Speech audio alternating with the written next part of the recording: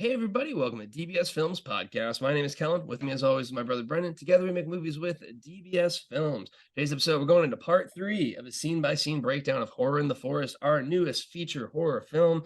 If you haven't seen it yet, a review, a rental, it means the world to us. It means the world to the entire cast and crew. And it allows us to continue to do what we love to do, which is making movies for our fans with our fans. So be sure to take a look at it. As always, take a look at our Discord channel online, because that is the place to be if you want to be on set in our movies and working with us. So where we left off, we did kind of skip slightly ahead. We ended with the amazing performance from Brent when he was giving basically his monologue about being a jaded police officer. But we had the sneaky tape, which was coming back to their Airbnb, and there was a tape which Georgie saw with a little play me on it. They bring it up there, they go ahead, they click play, and then we get an amazing performance. And we see some really messed up stuff when it came to what was on that tape. So I really enjoy this one. I think what I enjoy about it the most is I think we're leaning more into, especially with Cold Grave. I don't know how your thoughts are on it now, because I know you did mention you're like, oh, I kind of want to not do that as much. But basically in found footage where someone finds another footage, so it's basically found footage and it cuts between those two things. I really enjoy that. I think it paces the movie really, really well. So basically what you have is you have Bo and Georgie putting the tape in. We cut to what's on the tape. You have Alessia doing an absolutely amazing performance, calling out for her missing child, Sammy, and we kind of cut in between those things. I think that is a incredibly smooth way to move the pacing along. So I was a huge fan of that style. And I know you're usually opposed to kind of the gritty, like little filter effects on it, but I like that too. I think that's, to me, that's really core found footage. So I liked this scene a lot. I think it added a lot, and it did actually give you your favorite line of the movie. So I liked this scene. What were your thoughts on it? I mean, I think it's good. So the benefit of having one of these insert scenes is you can let your main actors relax. You can push the plot forward and you kind of give it its own time. It's basically like a little short anthology. And some of I grew up with Creep Show and some of these anthology series. I would absolutely love to make a horror anthology movie. So now you're kind of seeing, the ideas and concepts where this comes from, where they find a VHS tape, they find a camera in the woods, and they can watch it, and you're thrown into like a little short story. I do agree with Kel. I think it's engaging, and I really hope it works because number one, I really want to make an anthology movie. I think we could do a really cool one. I love the VHS stuff on Shudder. Especially with found footage, I think you do some really cool stuff. As far as like the gritty filter, I mean, I've embraced it. The Roger Project, the Cold Grave pretty much has a filter all the way through the entire movie now, just because it looked really, really nice. And I'm like, this guy can't operate a camera, to make this kind of footage. And the grain, I think it does add a little bit of grittiness. I do want to see if it passes quality control. But for the most part, I hope it works because I would love to make an alien found footage movie. I can't remember the one. It's like the old school VHS one where the alien comes into the cabin that kind of blew up. I love that movie, and I like to make something similar where, it's a 1980s style VHS recorder and it's capturing found footage stuff.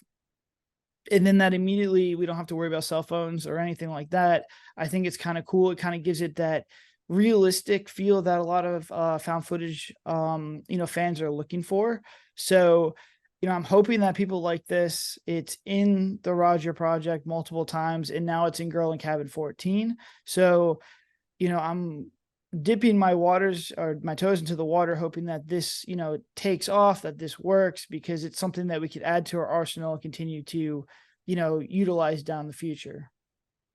Yeah, I'm a huge fan of it. I like this process. I would hop all around. So hopefully it is something that is enjoyed upon. But again, I do want to give a big shout out to Alessia playing the distressed woman, and then also for Mackenzie and Tatum for the special effects of the throat slit. I mean, that was a very, very cold night. Those are not easy things to do, and I think it came out very, very well. And again, it really helped out with the pacing of the movie. So huge props to everyone in that one. And then Bo got to deliver your favorite line of, is this a snuff film? And then pull back. So, again, I think it was something that it's a very smart way of progressing as a downbeat, in my opinion. It's like combining a downbeat and an upbeat in the same time, which if you can do that, that is going to be a huge benefit. So After this, they go ahead and they find Officer Reynolds and they show him the tape. But we already talked about this in the last episode of how Brent just crushed his monologue. Don't put him behind a very blank wall. And if you do, just zoom in. So that's really kind of the lessons learned there. Oh, actually, you know what? Let's talk real quick. One of the hardest scenes that we had to do was just filming them reacting. And I think this is just a little tidbit for indie filmmaking. Just them sitting there watching that film. It took us so long to get the footage ready for them to watch, then to get it plugged into the TV, then for it to work, only to realize the angle does not work and we had to film it a completely different way.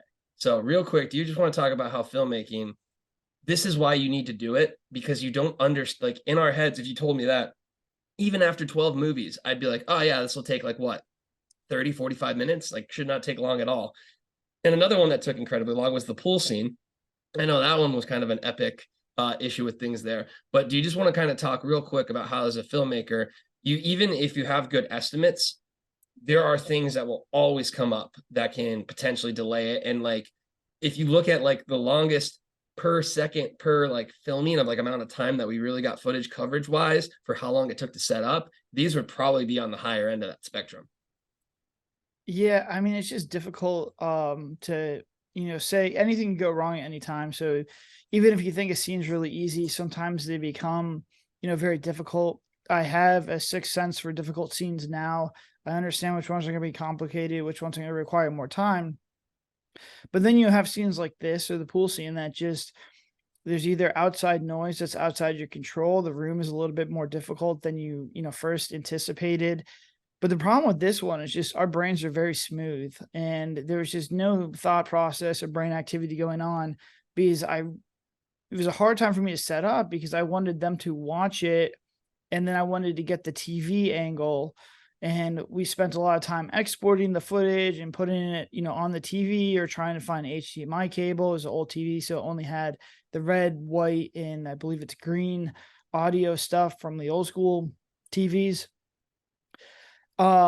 The problem was we never had an angle of them actually watching the TV and we didn't need it because we are cutting back and forth. So we spent all this time for something that didn't even need to exist. And if I would have just stopped for a second and thought about how I'm going to edit this together, I would have never got that. And we just done the way it's shot now. So it's definitely something on the last days of these shoots, your brain is just not working where it needs to go. But it is a benefit that, I understand how to edit these things. And then once, I got some kind of brain activity going, I realized, wait, I don't need a shot of this. What am I even trying to do here? And then we got the shot. But, shooting is mentally and physically fatiguing, especially if you're a director, you're mentally taxed. You're using a lot of brain power on making a ton of decisions. And when you get to those last 2 days, this was an 8-day shoot. This is day 8. It was, there's not a lot of brain activity left, which is why we always say start with the hardest stuff first and finish downhill, because this was an easy scene. Even though I couldn't figure out how to do it and I gave wrong direction, it doesn't, jeopardize the movie. It was just kind of like, hey, let's take a step back here. Let's figure out what we want to do and then, get the shot. Exactly that. So just a little word of warning. So we have a tracking down of a one Nelson. Let's go ahead and start with before he gets into the cabin. So just knocking on the door and arriving with a shotgun.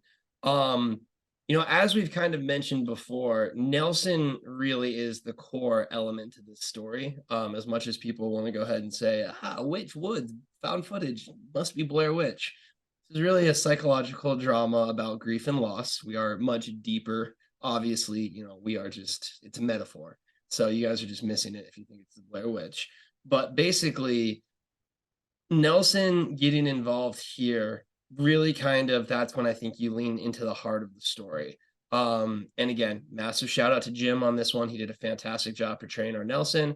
But the first one there, classic shotgun, they knock on the door, people pop out, they say whatever, and then it's there. And I think to me, this is just us doing something that we know works. You know what I mean? You know that you knock on a door, nothing happens, someone pops out. This has been done millions and millions of times for the most part. It's very classic. And I think a lot of filmmakers might try and be like, oh, we want to do something different or unique, when really the way is you just lean into it and make it smooth and work. And I just kind of want to highlight the shotgun and opening scene as like, a very basic one. But what was very surprising to me is it stood out for a lot of our audience. A lot of our audience were like, they really enjoyed how you first saw Nelson. Like they really enjoyed that element. And I think if you look at it on its face value, it could be something that's a very basic scene of him, nothing happens. They're about to turn around, the door pops open, then he has a shotgun, and it's kind of scary. That's very generic, but I think it was executed very well. And I was just surprised with how many people were like, ooh, Nelson was gonna, shoot them right away, or that Nelson character. It really kind of sets him up on the right foot. So that's kind of my thoughts on that little intro into Nelson. What are your thoughts and reactions to how it all came together? Yeah, I mean, one thing that I do pay attention to is how you enter characters into a movie and how you have them exit. I do think it's important. I think there's opportunities for number one pop scares in the horror genre. But I think that just adding a little bit more, creativeness is a way to do it. And, the Nelson character, his arc was cool because, they're kind of, hunting him, trying to find him or hearing about him. And we don't really flesh it out as much as we should have. It really, once again, talking with you and thinking it over, this really should be the Casey Morgan story. I do agree with that. But the good news is that this is how the Bigfoot movie works. So subconsciously, we kind of figured out what we needed to do in this movie and apply it to Bigfoot, because the Bigfoot movie, up until the Bigfoot shows up, is basically them trying to track down this one character. The good news in that movie, he also enters the movie in a very interesting and unique way. So I definitely like it. I think having, we needed a pop scare in there. I don't think it was necessarily a pop scare as much as it was just tension. I think we could do it a little bit better. And I think it'll be interesting to see the split test with the Bigfoot movie and then this one. The Bigfoot movie has a little bit more punch to it, but this one was tense enough to basically, say that this guy's a little bit unhinged. And throughout the whole time with Jim, my working with him, I wanted the Nelson character to be very bipolar. I wanted him to be very nice and friendly and inviting, and then also have fits of rage and has trouble controlling his rage, and he lashes out at the other characters. Because it's kind of like a red herring of, this guy's so nice, he's kind, how could he possibly kill his daughter or lose his daughter? And then, 10 seconds later, he's yelling, smashing beer cans and yelling at Bo. So you're kind of like, whoa, is this guy a wild card or not? So that's kind of the dynamic that I think we added to the character. And, shout out to Jim. He brought a lot of this stuff up in pre-production. He understood what we were trying to do, and I thought he did a great job delivering his performance. Yeah, no, fantastic, and really kicks off to Jim. So we go ahead and embrace exactly what you mentioned with Jim coming, or them coming inside to talk with Jim. Now, I will say one thing that I planted my red flag very early in the process of is the take that we use. You will see there is a little spray from the beer can. Jim picks it up, does a little improv shotgun, and I firmly planted my red flag on this for multiple reasons, but the main reason, I feel like people are like, holy shit, they have like some kind of beer rig. No, Jim just put that in the sink and it hit a knife and it popped open. So that was not intention whatsoever. Everyone was able to handle it. And when I saw it, I was like, yo, this is it. I do want to mention, we're like, nah, this is too ridiculous. And I was like, no, dude, you have to keep this one. So I don't know if you're just giving me a pity flag or if you turned around to it. But the beer spraying in the beginning, that was something that was definitely not intention. But I think it kind of sums it up. To me, it highlights Jim does not have his shit together. So, he kind of walks in here and you have this. Do you want to just talk a little bit to that beer spray and why you decided on going with that take? Yeah, I tried to remove it. I tried very hard to remove this. The only thing is, here's indie filmmaking. We have about 6 or 7 takes of it. The other 5 are not good. They just, like, that was the one, and I don't think it's a huge deal. I just wasn't a huge fan of it, but basically that was by far the best take. And, props to Alexa for turning and hiding her laugh. Props to Bo for staying in character, and props for Jim for staying in character. Because if they would have broke on that, which could have very easily happened, we wouldn't have had a good take. Basically, there was either the footage, because I had a rack focus and move around. That was a pretty technical shot. The other footage was blurry. Bo and Alexa's um, reactions weren't good in the other ones. Like we would have used one, we would have had a footage to get the movie done, but none of them were very good. And it does seem like people like this one. I think it does add a little bit of fake production value. So overall, it's a win. But just to show you on the indie level, like even if you do something 7 times in a row, you might not get what you're looking for. Exactly that. So let's hop into the meat and bones of it. And that is really this scene. And I think this is something that's really, really cool with DBS is, go back to Into the Forest. And what does it start off with? My name is Nelson Morgan, and I'm a sound mind and body. And then he goes into his story. And we pick up exactly with that. And I think this is really the core of improving as a filmmaker is you latch onto those ideas that you mentioned. And once we're done with the scene by scene breakdowns, we'll have another 2 episodes talking about how we would remake this concept because we've already discussed it in detail and it is something that we really enjoy. But I think one of the coolest things to me was seeing this scene play out versus the Into the Forest scene in the sense of where it really comes together. And huge shout out to Alexa, to Bo, and to Jim. I mean, this scene really brought it. And I just remember doing the rough edit. And when we finished filming this and putting the rough edit together and watching this, I was like, holy shit, we have really stepped up that emotional stranglehold that we have on this concept. Because again, Into the Forest, I think the biggest issue is like, did you really give a shit about Casey? You don't really know what's even going around. Whereas this, we've kind of focused heavily on the story of loss. And again, we'll kind of focus more on it even in the beginning.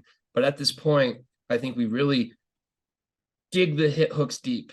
And now the audience understands, this is clearly what happened to Casey, and we're going to find out if Nelson can bring her back. Yeah, I mean, the whole movie needs to, depend on this Nelson character. It's very difficult to find, Jim in casting. He did, a great job, but the whole story is grief and loss. This is what this story's about. It's really at its core, it's not even that much of a horror movie. Yeah, there's pop scares. Yeah, there's crazy stuff that happens. But for the most part, basically, it's Nelson's journey, going through his grief, his suffering, whether or not he did it. And it really is kind of a sad movie because if you watch it all the way to the end, he wasn't responsible for anything. This is just a really bad thing that happened to him. And I think that, yeah, there are similarities to Blair Witch, and yeah, it's a Blair Witch, but like in my mind, it's a much different movie. It's almost like a thriller or a drama. I mean, even if you see the Amazon listing, Amazon gave us a drama tag on there, which I think is a first for us. So he needed to bring it. He needed to make you feel for this character while also remaining, a wild card. And I thought he did a great job. The intensity, the emotion of that scene is very, very long. It's very, very good. There's a good buildup. There's a good pop. And then it comes down to a nice epilogue, which we use in the trailer, which says, I'm going to show you. This is at the perfect place in the movie, 30 minutes in. He's ready to basically become the lead character in this movie and take them on a further journey, down the rabbit hole. So I thought he did a great job. I think the scene is really good. It looks really good in the RV. There were a little bit of audio issues. I remember his mic dropped off a little bit, but, with the ability to manipulate audio and our past troubles of, having to clean up audio in the past. Basically, we've learned a lot with audio cleanup and it wasn't too bad. But, this scene really kind of solidifies the movie. The only thing is you do have 2 hardcore interviews, one with Brent, one with Nelson back to back. And I don't know if I would separate them or shorten them, but to me, Nelson's one felt right. He's recapping the story. He's telling you what's going on. He's developing lore and he's making you feel for him at the same time. All that stuff is so beneficial to, just a story and the complexity of these characters. Yeah, it really is. And again, huge shout out to Jim. Absolutely amazing job here because it conveys exactly what you're talking about. I mean, you feel bad for him, then you feel afraid of him, and it's really all done in such an expert way. So next scene, we have Bo doing Bo things, which is basically being like, Georgie, let's not go out there and get ourselves killed. But I think, again, huge shout out to Andrew and Alexa. They really nailed the dynamic that we were looking for to make these more than just 2 idiot horror main characters that go out to the place and die.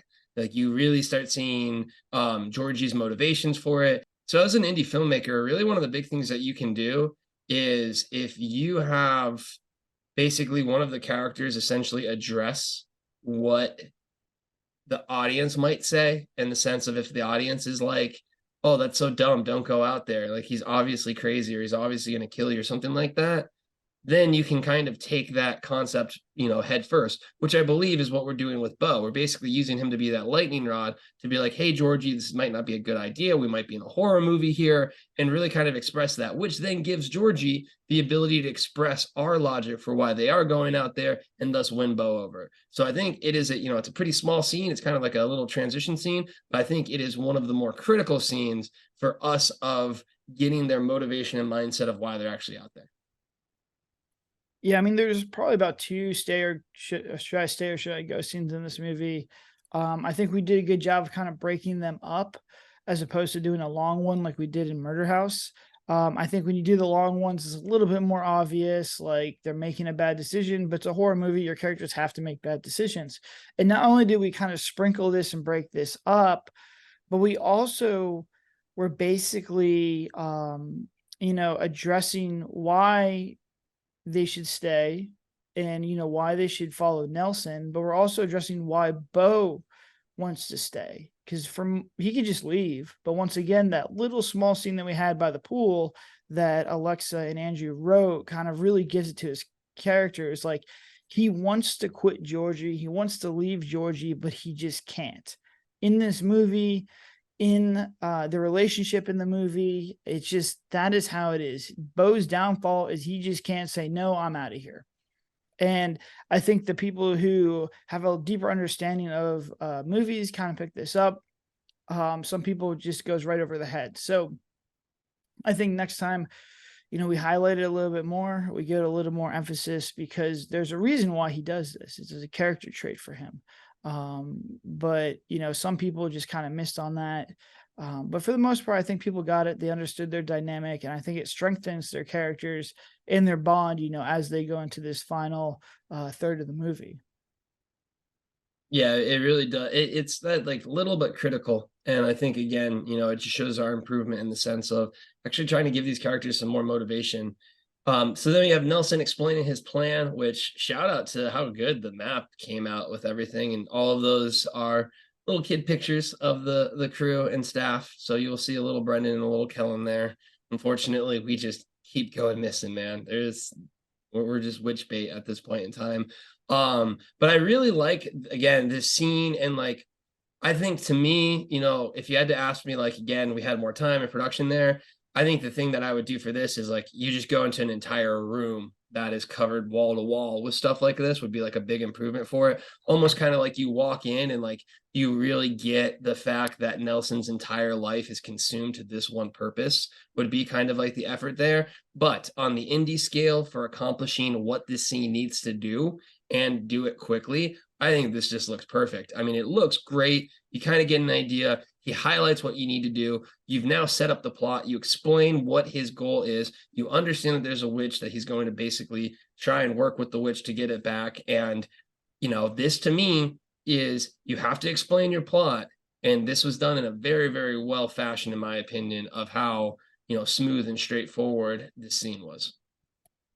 Yeah, I think it's good. I think we finally got the, explain the plot, what's exactly going to happen, down to a T. I thought it was really strong. I thought Nelson did a great job. Everyone did a great job setting up this board, because I remember I had brought all the equipment over there, and one of our wires on the camera that connects the hard drive just broke. It just would not work. We didn't have an extra one. So I said to the guys, work on setting this room up, make it look like a serial killer, just like setting all this stuff up.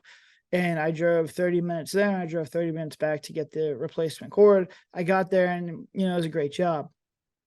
One thing with this one though is there are a lot of versions where he was still, after the dinner scene, he was still kind of in that Nelson character where he was angry at Bo and he was just agitated, and he was basically yelling at Bo and Alexa. And we did like 3 or 4 like this, and I was like, all right, we got the scene. And then we went and shot the door scene next. And I just remember, filming this, I'm like, man, if I'm coming here and this guy's telling me to go out in the woods and follow him and he's screaming at me like this, I wouldn't follow him. So we had to go back and reshoot all that stuff with him, the way it is now, where he's not agitated, not angry, but just more excited that somebody's going to follow them. And I'm very, very happy that we did that, because I think a lot of people would have said, why are you going to the woods with this guy with a shotgun to try and find his daughter that he most likely killed if he's sitting here yelling at you? And it's just something that, on hindsight, you just kind of make a decision to do it. Fortunately, I realized it quick enough, and I think it's perfect now. I think it just kind of adds to his character that he still has to be sort of like a salesman to bring him out there. But you got to remember, there is a twist in here, and we have to kind of play that up. Exactly that. Can't necessarily trust Nelson. So that's going to go ahead and wrap up this episode. Again, be sure to take a look at Horror in the Forest online. If you give us a rental and a review, it means the world to us. So please do. Also take a look at our Discord channel online, because we make movies for our fans with our fans. And if you ever want to be part of a horror movie, all you got to do is join us online and keep your eyes peeled for those auditions and all of the other fun things that we do. But until then, have a good one, my friends.